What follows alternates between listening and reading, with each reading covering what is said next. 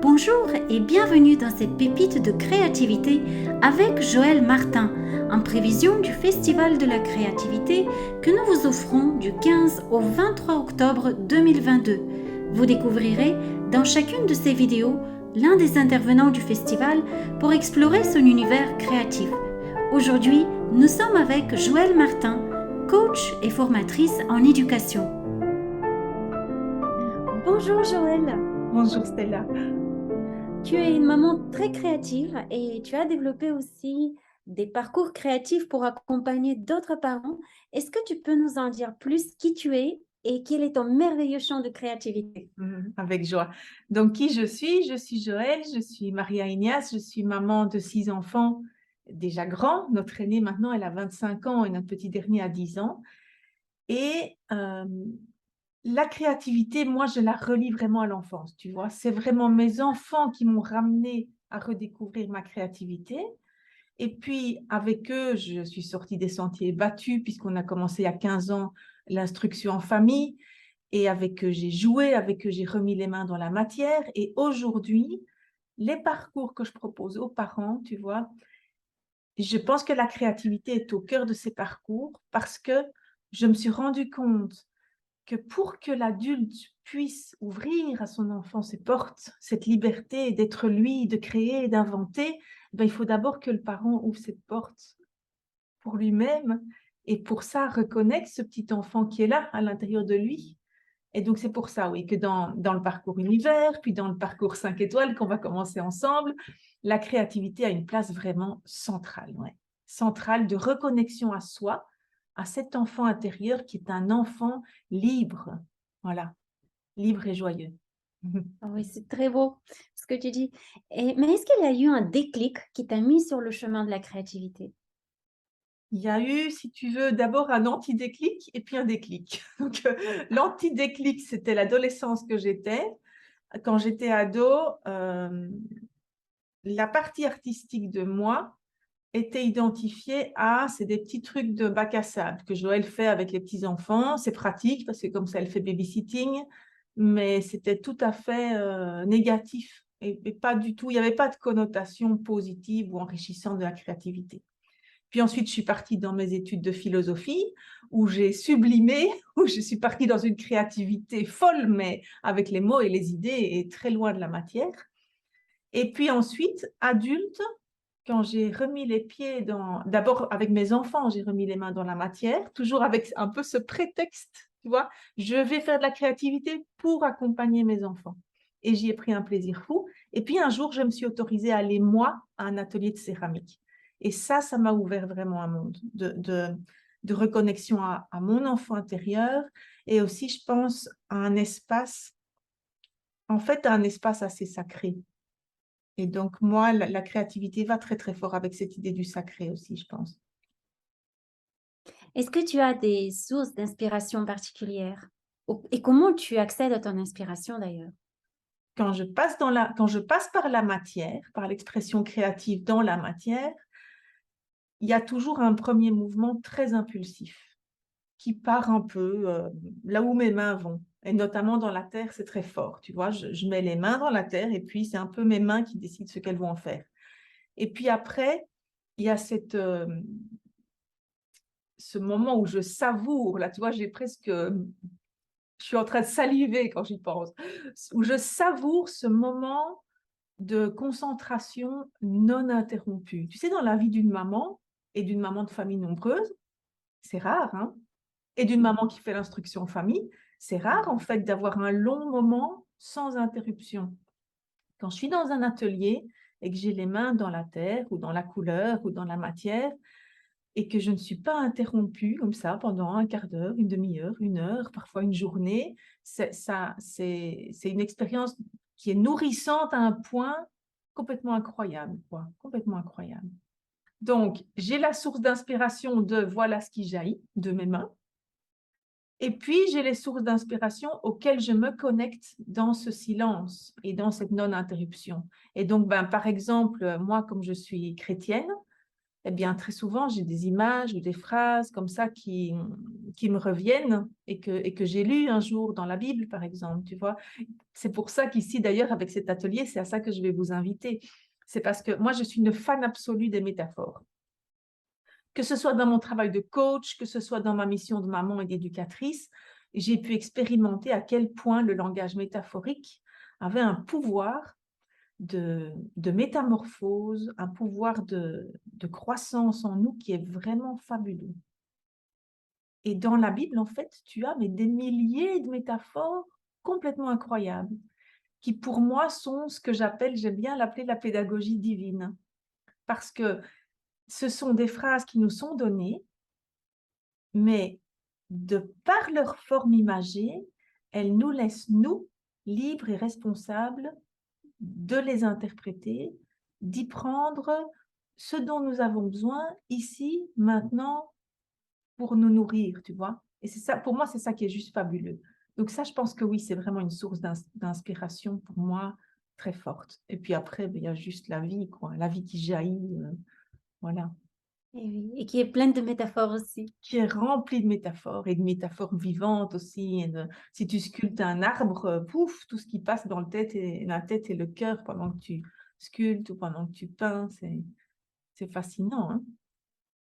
Finalement, c'est le regard que nous portons sur la vie qui fait jaillir aussi notre créativité. Oui, tout à fait. C'est un peu les lunettes qu'on décide de mettre, hein.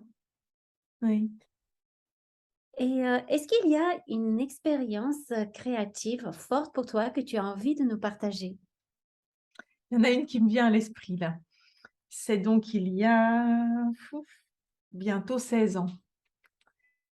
Et je suis allée à mon atelier de céramique et j'étais enceinte de notre petite 5e et le terme était déjà passé depuis, je sais pas, une dizaine de jours. Donc il y avait un peu la pression des médecins et tout ça, parce qu'ils n'aiment pas quand on est hors calendrier, hein, et moi, tous mes enfants sont nés complètement hors calendrier et donc elle aussi. Et donc je suis allée à l'atelier et cette journée-là, je l'ai passée à modeler ce que mes mains avaient envie de modeler, à savoir une masse comme ça qui était toute notre famille, tu vois, qui était moi enceinte avec le bébé, mon mari, les enfants, toute une grappe comme ça de toute la famille. Et le lendemain, elle est née, en fait, la petite Louloute. Et cette pièce, je l'ai laissée inachevée. Je l'ai laissée là où je l'avais achevée avant qu'elle arrive. Parce que le lendemain, elle était là. Donc, ça représentait un avant. Et donc, après, lui ai donné qu'une cuisson. Donc, la terre est restée rosée comme ça. Parce que c'est du grès. Donc, après 2 cuissons, elle devenait plutôt beige. Mais là, elle est restée entre 2 cuissons. Et elle est restée très brute aussi, cette pièce. Et ça a été un moment très fort. Et moi, je dirais même que je relis cette pièce avec le fait que le lendemain, mon enfant était là, tu vois. J'ai eu l'impression que le travail de mes mains pendant toute cette journée, je le faisais avec elle et qu'en fait, c'était le début du travail. Le début du travail se faisait dans mon cœur, dans mes mains, dans ma tête, quoi. Ça a été vraiment une expérience très forte et très unifiante, en fait. Ah, c'est très beau. Et est-ce que si tu avais un super pouvoir créatif, qu'est-ce que ce serait? J'ai envie de dire que c'est réveiller l'enfant, tu vois. Oui, et Est-ce que spécialement dans le cœur des parents et des éducateurs.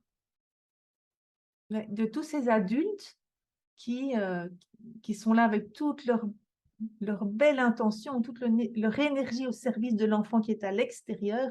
Et je trouve ça tellement magique d'être témoin de ce moment où l'enfant intérieur jaillit. Et c'est lui le meilleur spécialiste pour accueillir et accompagner l'enfant extérieur, évidemment, tu vois. est-ce que tu as un message fort que tu as envie de transmettre à travers, ta créativité? Un message fort.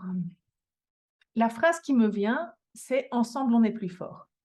Et oui. Dans la créativité aussi collective, dans la créativité collective, il y a quelque chose de magique qui se passe. Parce Tout à qu'il y a fait. notre créativité individuelle qui s'exprime et qui est mise dans une autre dimension tout d'un coup Ouais, et complètement. rencontre aussi la créativité de l'autre et on se laisse surprendre, je dirais de façon, exponentielle. Tout à fait. Et c'est fou parce que tu as ça dans la création de l'œuvre collective. Donc moi, j'aime beaucoup accompagner les familles dans des créations comme ça collectives. Et tu as aussi ça dans la création côte à côte. Tu sais, où on est ensemble et chacun est plongé dans son œuvre, mais il y a quelque chose qui circule comme ça et qui... Donc oui, se créer ensemble, c'est vraiment beau, quoi. Puis on n'est pas tout seul. Être tout seul, ça n'existe pas dans cet univers, en fait. Est-ce que tu peux nous en dire un peu plus, sur ton atelier du festival?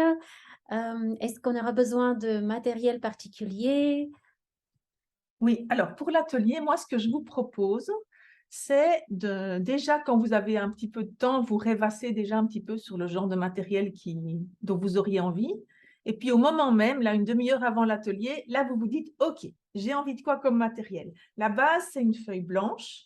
Mais après, ce que vous allez utiliser pour la décorer, c'est vous qui choisirez.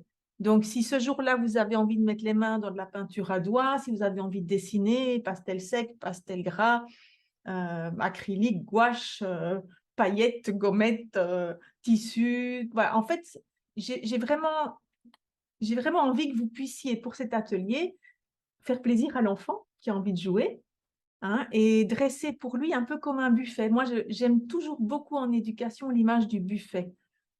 Tu vois? C'est-à-dire que l'enfant, on lui prépare un beau buffet, comme si j'étais une hôtesse qui prépare un mariage et je dresse le buffet pour mes invités. Et puis ensuite, l'enfant arrive et il prend ce qui l'attire. Et quand on est à une fête de mariage, il n'y a personne pour le gronder. Donc l'enfant, il peut décider qu'il va juste prendre les petits akouskis, ou bien il saute tout de suite au dessert, ou bien il fait comme il veut. Ben, pour mon atelier, c'est la même chose. Donc ce que je vous propose, c'est de vous dresser un buffet, et puis après de prendre juste ce que vous voulez. Voilà. Super, et donc ce sera un voyage à travers les métaphores divines. Oui, oui. Et donc ça, je ne vais pas vous en dire beaucoup plus, si ce n'est que ça va être, oui, un voyage intérieur, mais dans la matière, avec cette force de nos mains, parce que nos mains, c'est quelque chose de vraiment extraordinaire, en fait, hein, qui nous permettent comme ça de jouer, mais aussi de nous connecter, de ne pas partir dans le mental, l'analyse, tout ça. Donc déjà, les phrases métaphoriques nous aident déjà, hein, à nous connecter à cette pensée organique, intuitive, vivante. Et alors en plus, les mains, ensemble, enfin, moi, ça m'impressionne toujours. Voilà, ça m'impressionne toujours. C'est magique. Ouais, c'est magique. Ouais. Merci beaucoup Joël, Avec grande et joie, j'ai déjà Céleste. hâte de vivre la magie de ton atelier. Oui, moi aussi.